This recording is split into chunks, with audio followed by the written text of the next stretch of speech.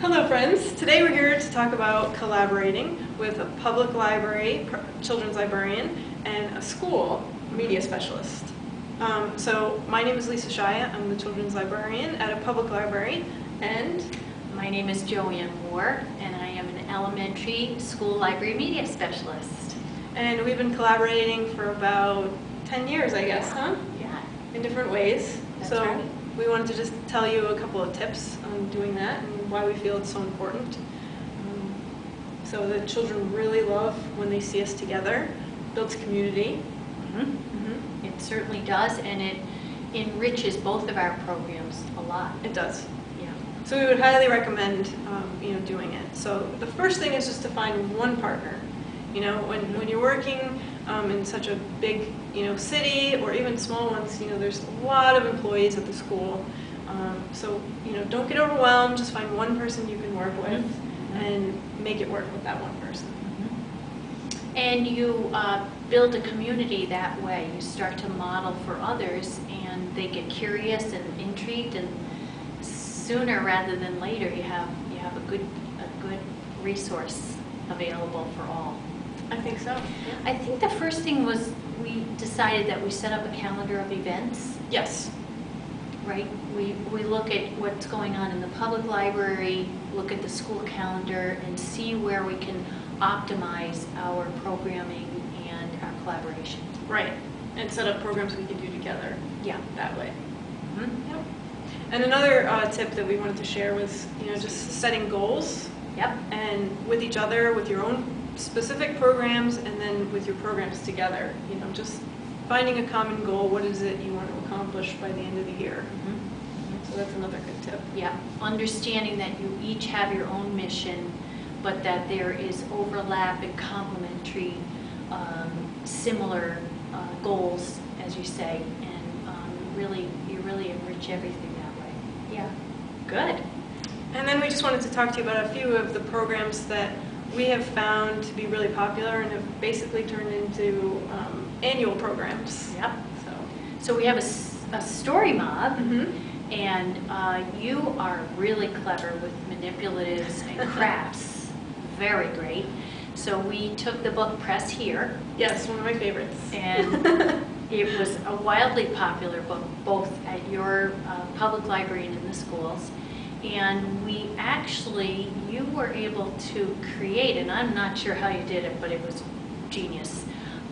You created the manipulatives so that our second grade classes were able to actually act it out or story mob it. And we'll have a link for you for the video. Actual video that we created.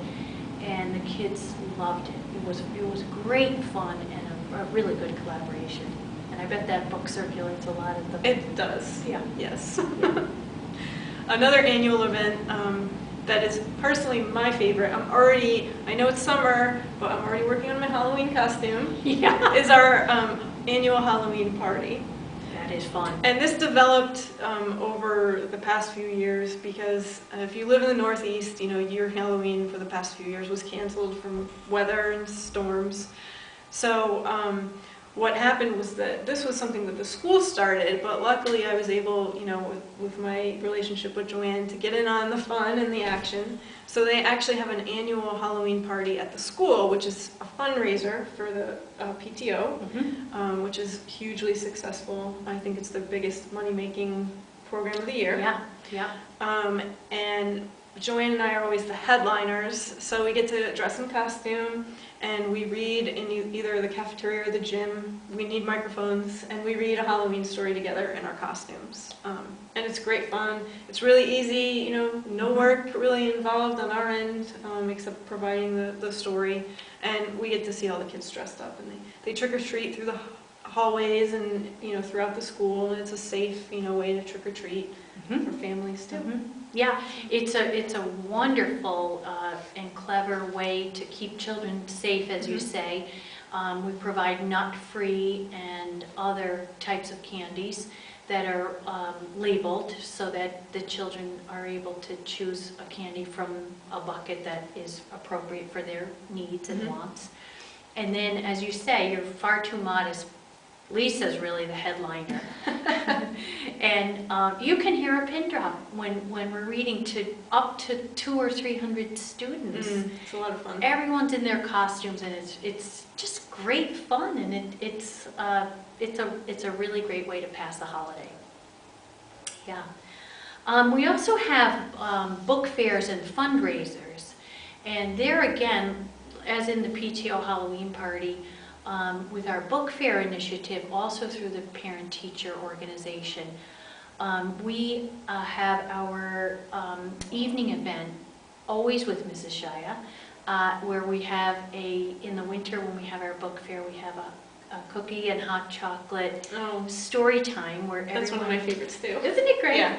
We really do love it. We wear our pajamas, and everyone enjoys a little hot cocoa, warm cocoa, and a cookie or two, and we read some winter-themed stories, and parents sometimes wear their pajamas, and it's really, really fun. In the spring, we've done other things like ice cream social or things like that, but always a theme-based program where we can read stories or act them out. And sometimes we even include other teachers. They like to get in on the fun, and that's really a great way to build community as well. Yeah. Yep. Another unique program we have together is our summer reading book program. So all of the schools in our district give the copies of the summer reading books to the public library, and we circulate them from the public library. And it's really unique. It could be complicated when you first start, and on my blog I have detailed instructions of how you can do that, but the families love it. There are always, way more books than I could get the kids. So there's always enough to go around, and they really enjoy it, and they get their requirement done at the public library without having to purchase a book. Right, and the other thing is it draws them into the public library, so not only do they check out the books that are recommended or suggested, but you and your staff often will encourage others to go into this beautiful children's area and read additional books. So that increases their exposure to good literature and love of literacy and things. So that is a really good draw, I think, for you. And your programs are also a great draw, the summer programs. And then we also have a community cable show that is really fun. Yes. We've called it Books for Bedtime. And basically, again, we have a theme-based evening, a 30-minute cable program where we read either together or each other read stories. We take turns. Sometimes we come in costume again. And we have a little small discussion and we read stories. Usually on Wednesday nights it airs at 7 o'clock, so we give the parents a chance to take the night off for bedtime reading. And we have incredible success with the entire community. We actually have senior citizens who tell us that they listen. Yeah. And friends of ours, contemporaries of ours say, oh, I was flipping through the channels and I listened. I always remember hearing that story. I never knew things. We read fiction, nonfiction, poetry, all kinds of genre, and it's crazily popular.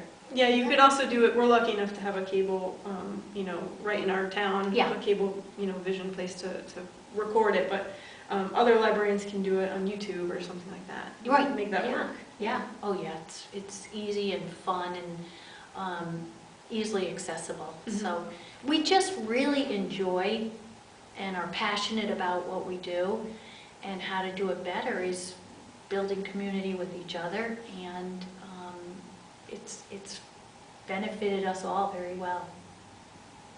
All right, I hope this helped you. Thanks for listening, and you can always check out on my blog at Thrive After 3 for more details about all the great programs we do together. Yeah.